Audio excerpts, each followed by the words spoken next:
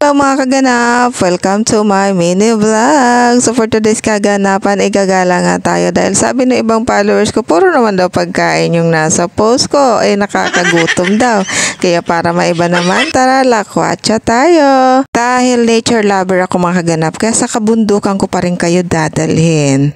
O, diba? Para fresh at nakaka-relax. O, ito, malapit na tayo sa ating location. At finally, dito na ako. At ang bungad sa akin itong magic fruit na ang daming bunga. Dati wala pa ito mga ganap. So, maglalakad nga pala tayo mga ganap. Paakyat doon sa bundok kung saan nandun yung statue ni Mama Mary. So, ito yung view dito sa baba.